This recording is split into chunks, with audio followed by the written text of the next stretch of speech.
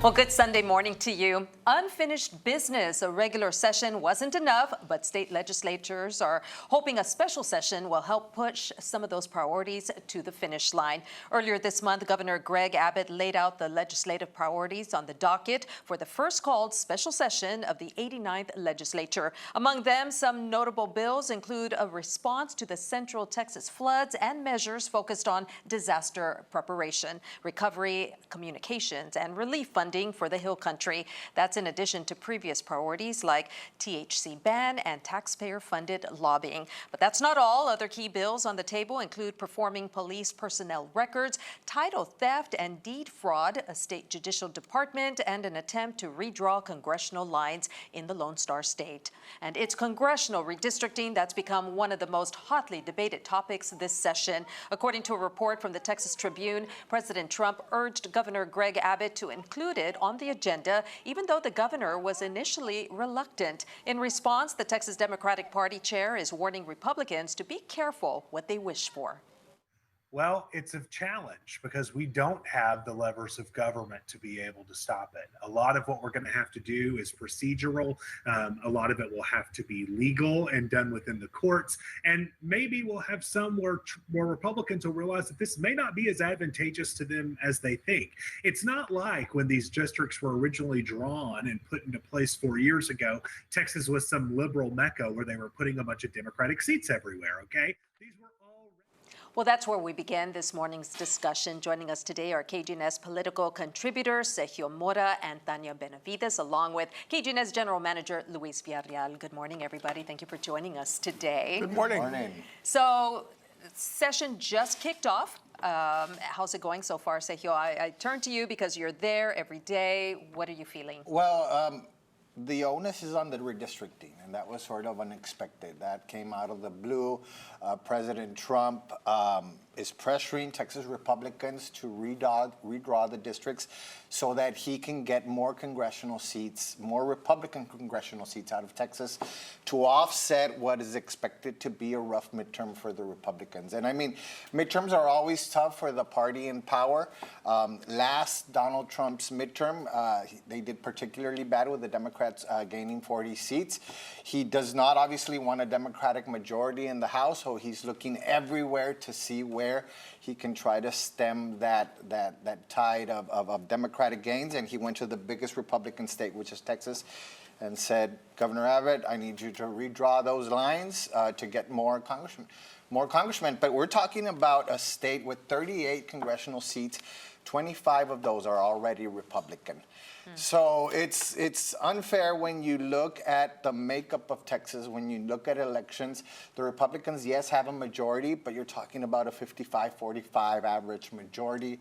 It's not like the congressional ratio, which is way higher than 2-1, and this is going to make it more so.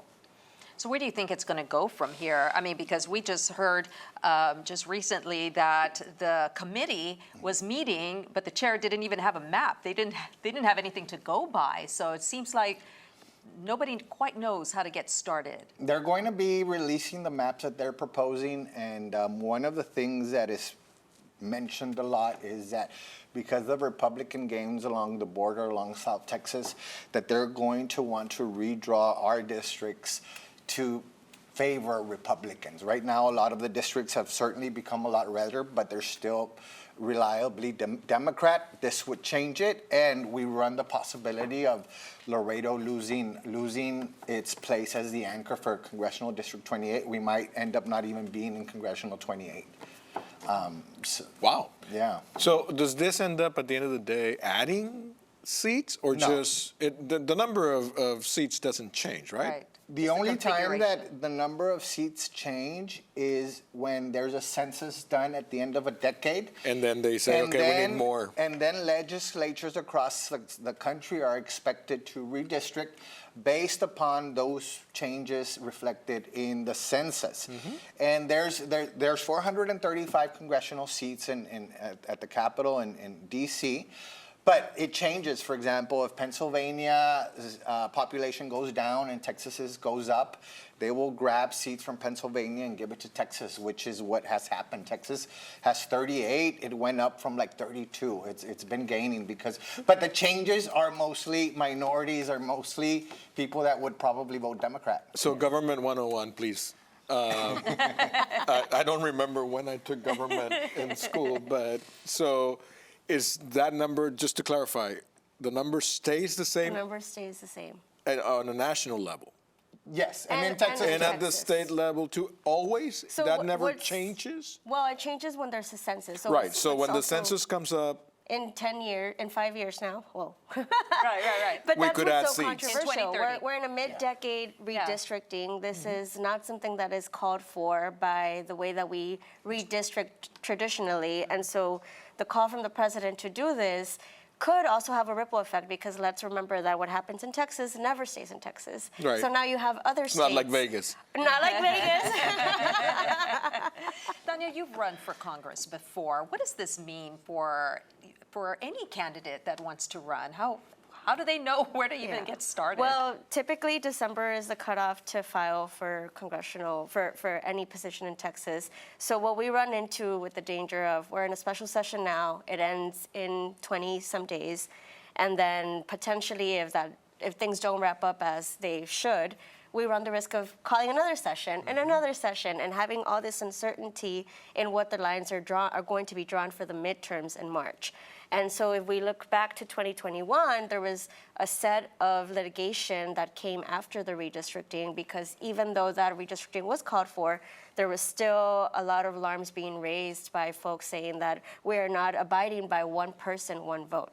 And these districts, the way that they're being drawn and gerrymandered, could be argued is being done in racial and partisan lines, which we know that both Democrats and Republicans do their redistricting Right. anyway, and it's a tool that is very often used. I think the danger here now is how close are we going to cut it to the midterm, knowing how consequential this midterm is, particularly for Laredo. You know, my concern in all this is that, okay, so whether you agree with the special session being called or not, it seemed like there were more important things to talk about than this. And all of a sudden, because of redistricting, it's like, okay, wait a second, we were going to talk about property taxes, we were going to talk about THC STAR test, and- THC, yeah. all these things. yeah.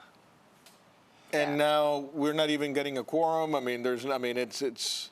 Well, that's one of the things that's being talked about, is that they're saying, hey, Governor Abbott, all this legislation having to do with the flooding, it doesn't need legislation. You have the power to do it. Right. They're saying that it's strategy, in that if they do redistricting first and they do flood legislation second, that means it's going to be more difficult for the Democrats to employ what's expected to happen.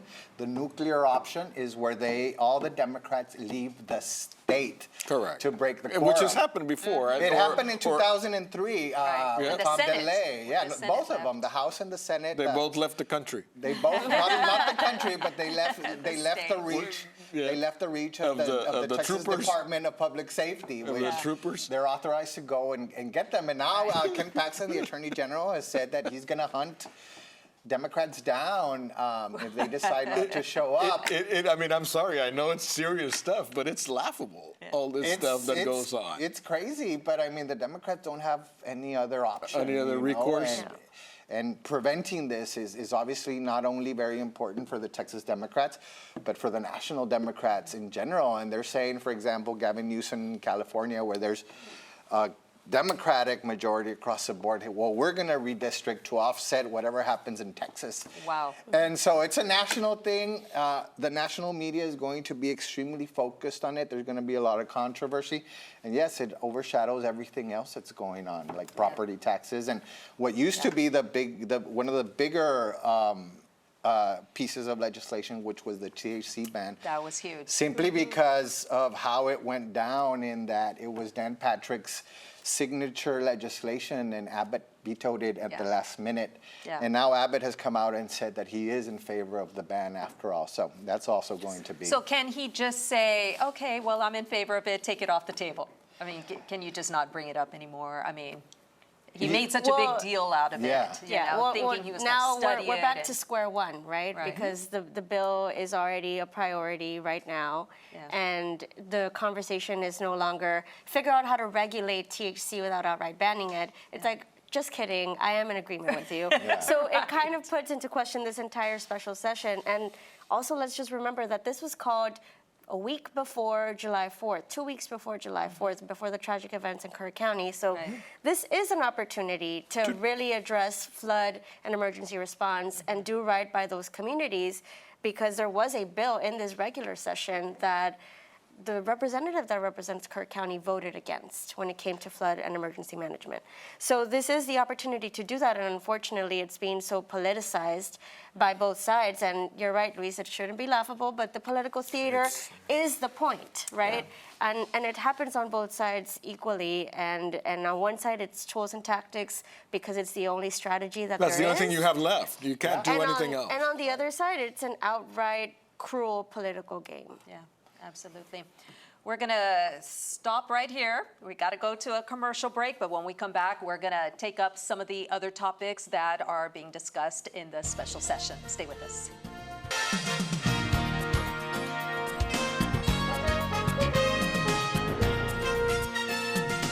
Welcome back, everybody. We are continuing this Sunday morning with our conversation on the Texas special session. And we've got Sergio Mora with us, Tanya Benavides. Thank you all so much for sticking around with Luis and I. So let's talk a little bit about some of the other topics that were really big issues that have kind of, you know, we hope they don't fall to the wayside. We hope that they are addressed. And some of these were the municipality lobbying, the taxpayer lobbying was a big issue. What's your feeling on that? I mean, it's an interesting situation because obviously we elect representatives and senators to go and represent the interests of our community. You know, lobbyists are paid for by the communities to do that. Like, you're pretty much doubling the efforts, and a lot of people say the cities shouldn't be able to have their representatives and their senators plus pay lobbyists With to taxpayer push- money. With taxpayer money, exactly, to push the agenda. But then, like we had when we had the conversation with the Representative McLaughlin the other day, he very well explained how small communities like his, like Don't have the Uvalde, resources to be up there all the time and Every day. well, don't have an army of legislators like a Houston or a Dallas Yeah, San Antonio. or a San Antonio to push their interests, and that they need that additional muscle. Plus, I mean, lobbyists are very experienced and adept at Yeah. knowing the levers of power and what to do and how to do it. Are lobbyists necessary evil? I think that when you look at how they represent the interests of like big pharma and stuff like that, it's easy to arrive at the conclusion that they're not working in the interests of people. But at the same time, you have Well, they're not. They're working in the interest of the business companies that hire that are them. paying. Yeah, Yeah, but at the exactly. same time, you have a lot of environmental groups. You have a lot of, like, the teachers have lobbyists. Like, you have retired. The broadcasters have The lobbyists. broadcasters have lobbyists. We do. So I think it definitely facilitates a very complex system. I definitely think, and Sergio, you and I have both worked legislative sessions for elected officials before, and being a staff person and a lobbyist would come in and they're representing a small community that needs the industry that supports their community. I think it is very helpful because a lot of those smaller communities are just going to fall to the wayside of bigger communities that, like you said, they just have louder voices because of their state legislators or senators. So in some cases it does help, but you know, an evil. There is Yeah. some of that as well. Well, you have what's called the capture, in that you have members of the legislature who members of the legislature get paid very, very little. It's almost a symbolic amount. But a lot of them work with lobbyists with the understanding that once their time is up as elected officials, they're going to very comfortably land as very, very well-paid lobbyists and what's called the revolving door. And a lot of people think that dynamic That really is skews the system. That is, yeah. I mean, and I guess, you get to a point where you can't.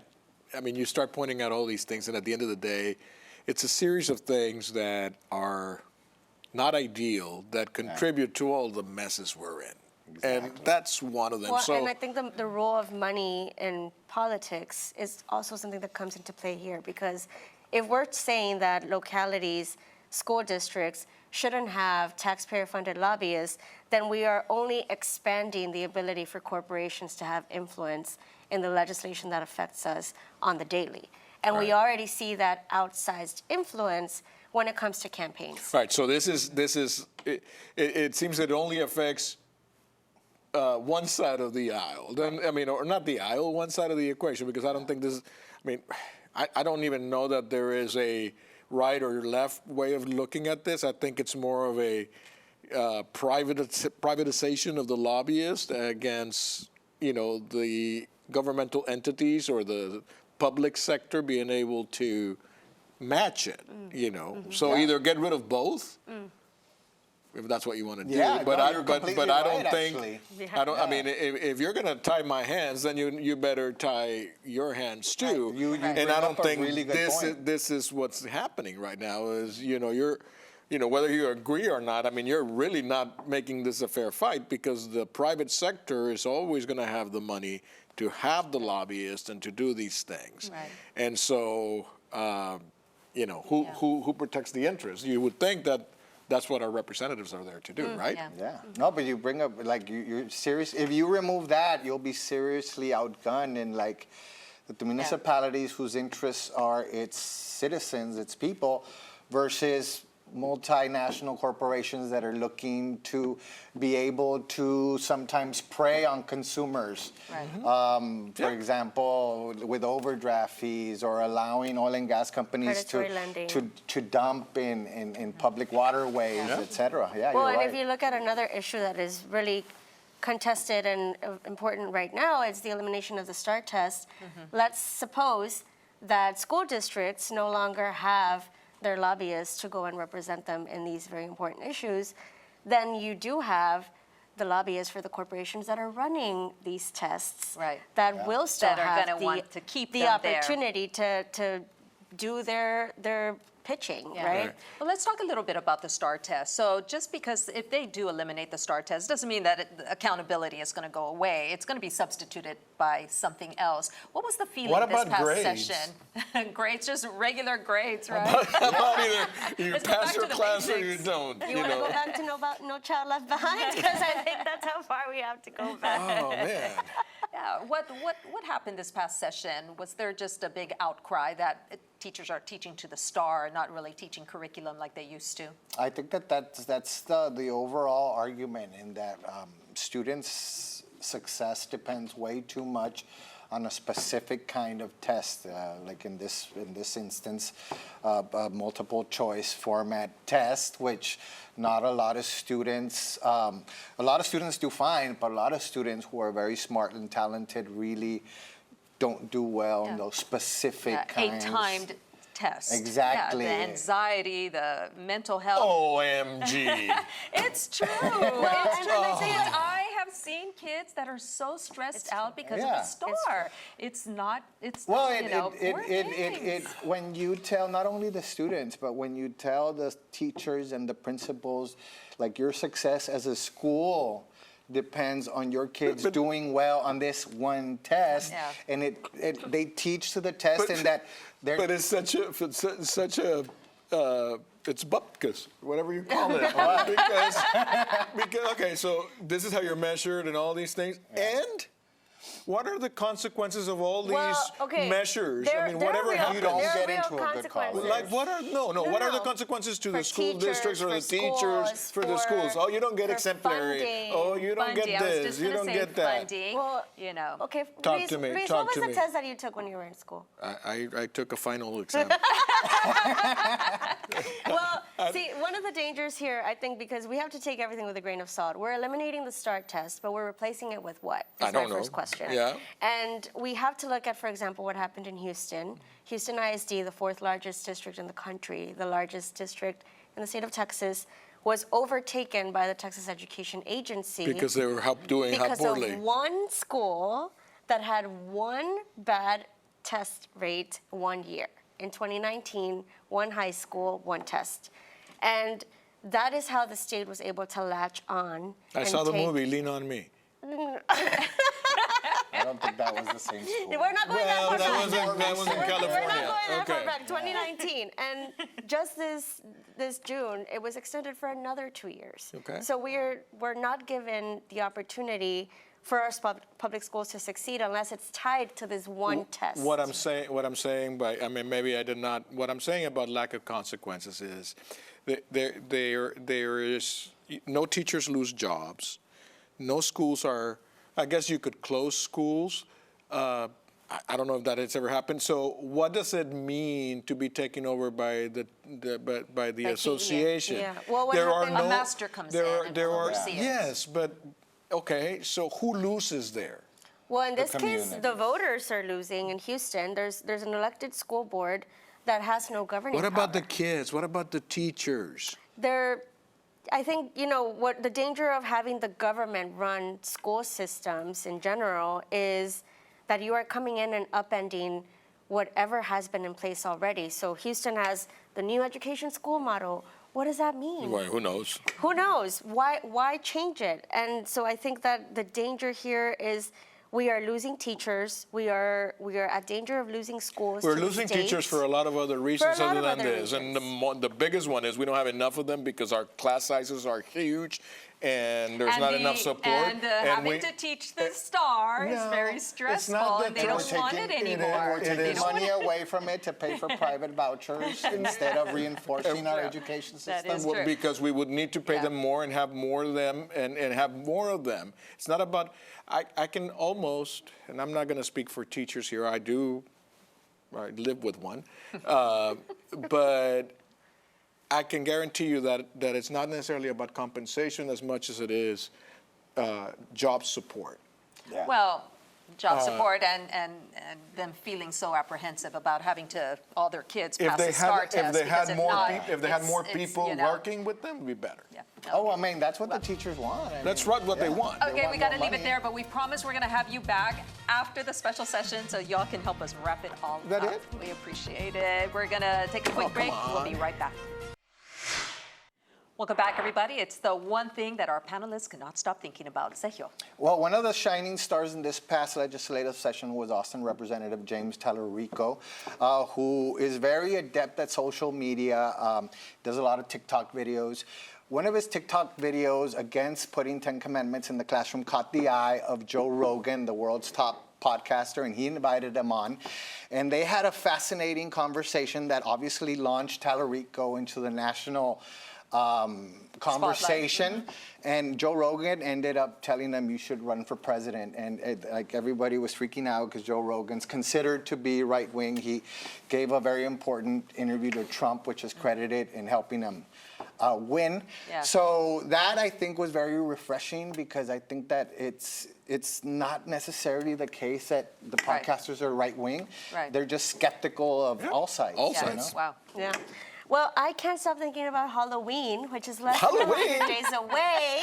And, I think we live in a society where there's so much happening around us. We're always trying to live in the moment and look forward to the next thing. And I'm thinking, should I have a Summerween party? Is that a thing? Summerween. Yeah. My child had a summerween party at the Invite me house. I'm next like, I didn't even know that was a oh thing. my gosh, Luis.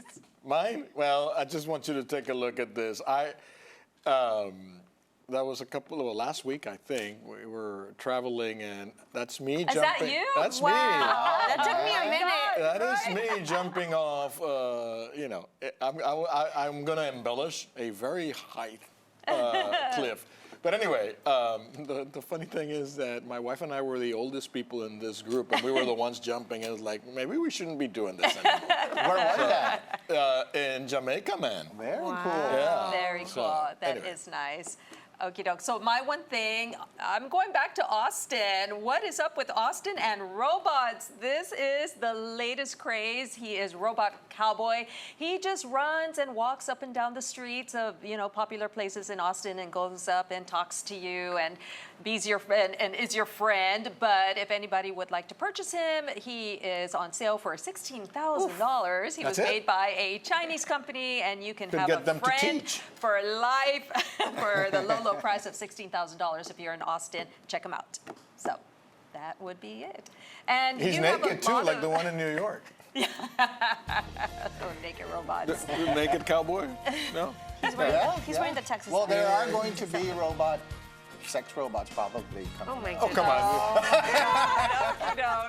Well, that does it for this issue of Beyond the Headlines. Make sure to tune in next Sunday for another riveting episode. Until then, have a great week ahead.